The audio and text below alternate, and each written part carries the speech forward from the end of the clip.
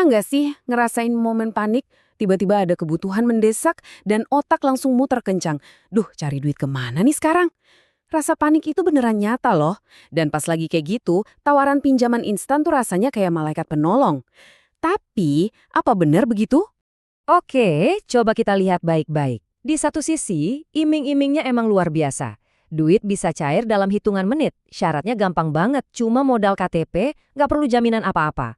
Ini tuh ilusi uang gampang yang sengaja dibikin buat meredam kepanikan kita.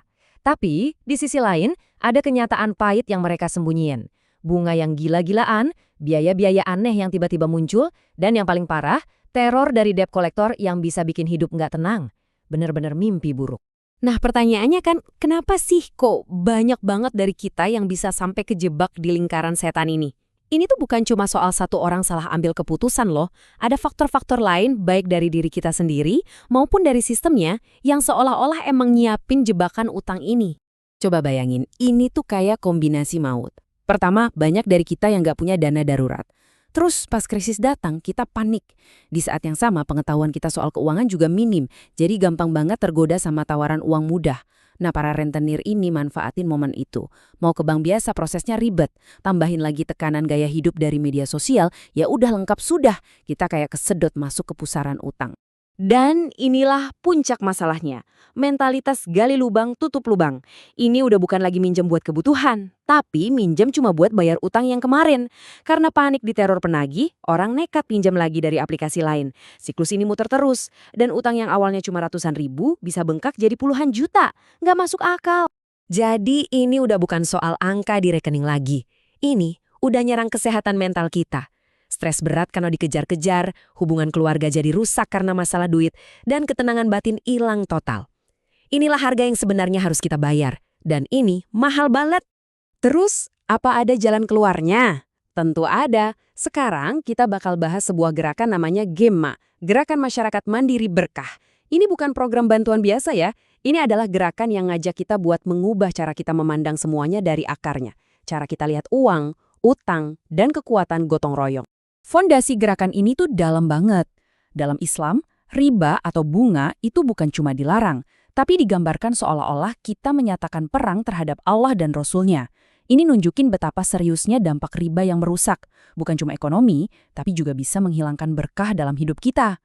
Kesadaran spiritual inilah yang jadi langkah pertamanya. Nah, ini dia intinya. Sebelum kita ngomongin bantuan dana, yang pertama kali harus diubah itu mindset-nya. Jalan keluar dari jeratan utang itu nggak dimulai dengan cari pinjaman baru, tapi dimulai dengan keputusan tegas untuk berhenti. Berhenti menganggap utang berbunga itu satu-satunya solusi. Perubahan itu harus dimulai dari dalam diri kita sendiri. Oke, jadi gimana cara kerjanya secara nyata? Gerakan ini punya jalur yang jelas dan terstruktur yang dibangun di atas 3 pilar utama. Tujuannya satu, memutus rantai utang ini selamanya. Strateginya simpel tapi kuat banget. Ada 3 langkah. Pertama, kesadaran. Kita bangunin orang lewat edukasi soal keuangan dan juga penguatan spiritual. Kedua, solusi. Pas mereka butuh bantuan, kita kasih alternatif yang nyata dan aman. Dan yang ketiga, pemberdayaan. Kita bekali mereka dengan skill supaya bisa mandiri, jadi nggak perlu ngutang lagi ke depannya. Nah, ini pertanyaan yang paling penting kan? Kalau kita cuma bilang, jangan pinjam ke rentenir, tapi nggak ngasih solusi, ya sama aja bohong. Orang malah jadi bingung. Pilar solusi ini menjawab pertanyaan itu dengan tegas. Solusinya ada 2 jenis. Buat yang sifatnya darurat, misalnya biaya berobat atau uang sekolah anak, ada yang namanya Qard Hasan. Ini pinjaman kebajikan, bunganya 0%. Betul, 0. Pinjam 1 juta, ya balikinnya 1 juta. Ini langsung menutup pintu buat rentenir. Terus, buat yang butuh modal usaha, ada koperasi syariah dengan sistem bagi hasil yang adil dan manusiawi. Jadi, ada solusi buat bertahan, ada juga solusi buat berkembang. Mungkin kamu nanya, duitnya dari mana? Nah, disinilah kekuatan gotong royong bekerja. Dananya datang dari instrumen kebaikan seperti zakat, khususnya untuk orang yang terlilit utang. Terus ada juga infak, sedekah, dan wakaf uang yang dikumpulkan dari masyarakat, lalu diputar lagi sebagai modal untuk usaha-usaha kecil. Ini benar-benar sistem dari kita, oleh kita, dan untuk kita. Jadi, ini tuh jauh lebih besar dari sekadar pinjam-meminjam uang. Visi jangka panjangnya adalah membangun sebuah ekosistem, sebuah komunitas yang kuat, mandiri, dan saling bantu supaya bisa sama-sama bebas dari jeratan utang.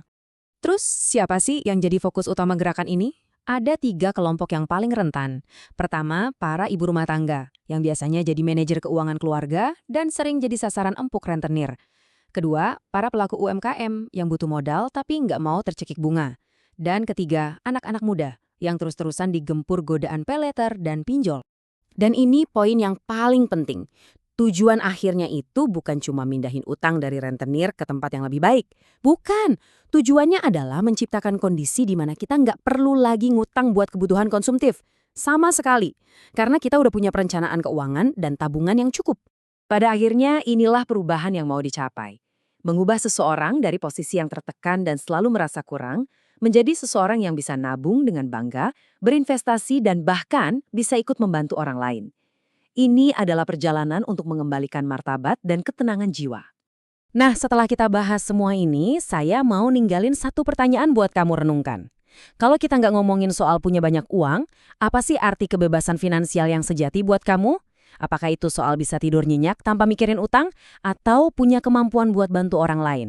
Atau bebas dari rasa khawatir? Coba deh pikirin.